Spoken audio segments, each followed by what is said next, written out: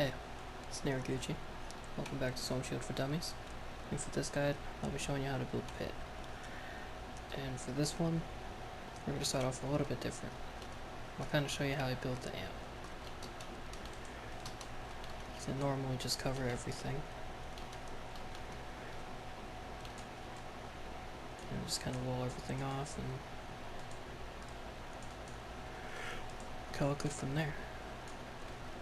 Now for the floors, for the most part I've been using floor freeze, but you could also do tar pits, retractables, flame grills, floor launchers. You kind of use whatever you want. For stalling purpose I use floor freeze or tar pits, and for the walls just broadsides, wall darts, depending on what you like. That's about it. Then get to the block off section. You're going to want to make sure this is all tier 3, but for the sake of not having this video be forever, I'm just going to keep it at 1 tier. Or tier 1, whichever.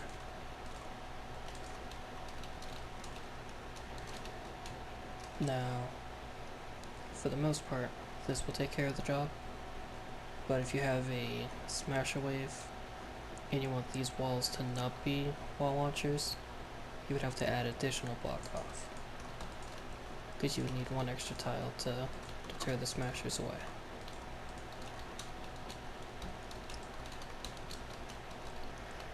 But if you're looking, thank you, Lava Bomb. But if you are going to put wall launchers here, then these block offs you can take away. So, kind of just depends on whether you want a little bit less damage, save some room, or stall a little bit and save yourself some structure. But either way, it should work. Should get the job done.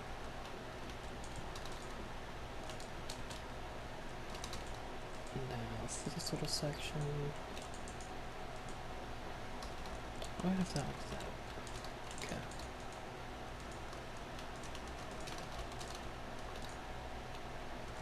That like that.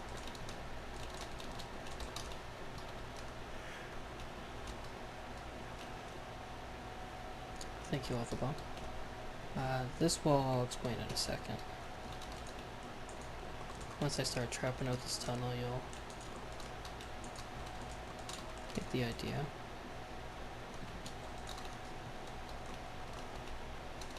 Yeah, I'll put this part first. So you're gonna want your tar pits. You're gonna want a wall launcher.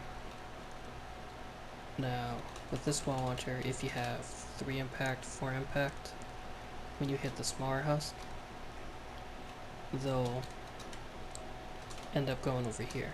So the way to prevent that is just putting that wall up. You don't have to really worry about upgrading that wall unless you just want your base to look clean. But if you don't care for that, that can stay like that and you'll be fine. That can even be a wood wall if you want. Yeah, that one you don't technically need. We'll continue this. Gas trap there. Then nuke that bitch out. Dark there. Launcher there. There.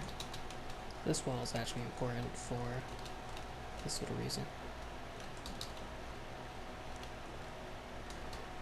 Good for here.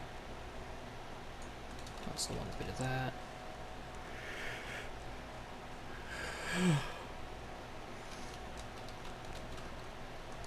And the good old, you guessed it, tire trap span. It's pretty much going to be the running theme for most of how I do my guides. Just because shit works. And if you're building a Twine, you should have the schematic for it at this point. And if not, as of recording, the tire trap schematic is in the shop. If you don't have it, fucking pick it up. Let's put that there.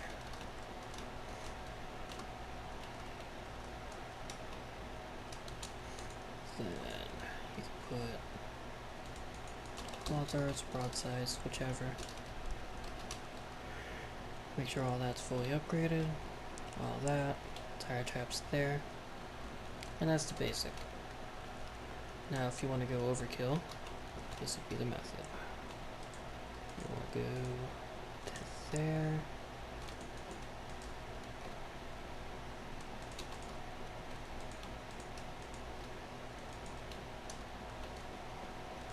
You can add that as a little safety net. Thank you, Overbomb. Now these walls you can place, but they do tend to break the majority of the time. So for this section you can kind of leave alone or you can build. But for the sake of the video I'll place it there. And then for these two walls you're going to specifically want broadsides. Because you get the little extra bounce and get a little extra pizzazz, but they shouldn't really be walking down here anyway. So you can kind of leave that trapless and be fine, but for some flair. And for the rare occurrence that a house just walks from here to here trying to hit that wall for whatever reason. At least that one can get some use. That one you can kind of ignore. And then again, for these empty walls, you could do broadsides, wall darts, depending on if you want impact or extra damage. For this section, I specifically do broadsides. And then also for here, I do a sound wall. Because sometimes houses like to beat on this wall for whatever reason. So I have that to kind of get them to back the fuck up. With all that there. Now in most cases, smashers shouldn't run through here. Thank you, Overbomb. But in the event they give you a hard time, or if they do some future patch update where they do, just add that and you'll be fine. But this part you don't really need, but it's a just in case. And this wall I also keep here as a just in case. Because if the wall launcher eats a mini husk, they can sometimes squeeze through. Haven't seen it happen much, but it is a thing.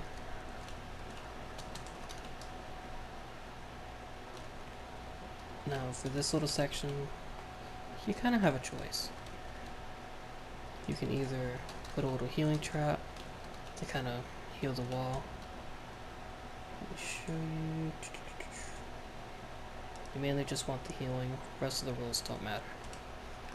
Because for whatever reason, the miniature husk just love to beat on this wall. So you can either do something like that, or a little something like that.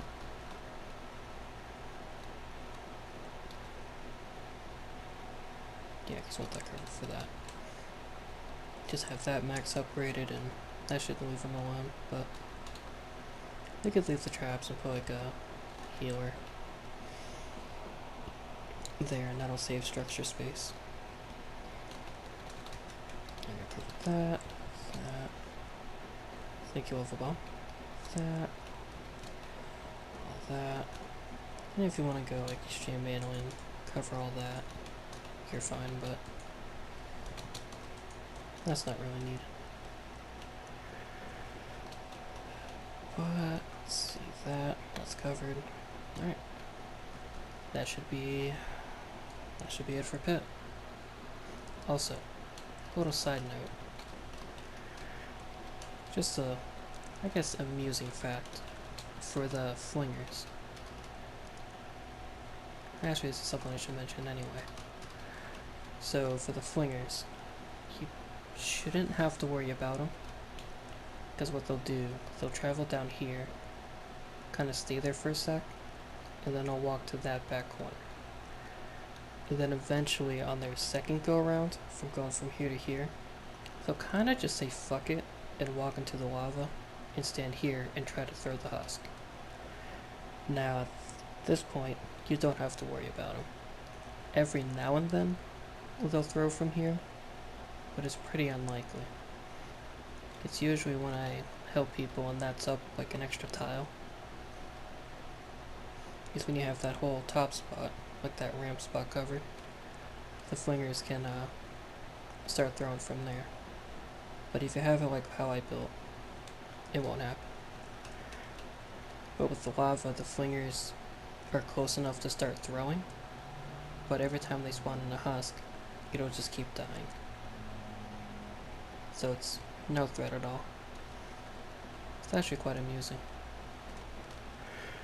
But, with that out of the way, that would wrap up Pip. If you found any of this shit useful, make sure to follow me on all my social shit. Link will be in the description. Until then, catch you guys later.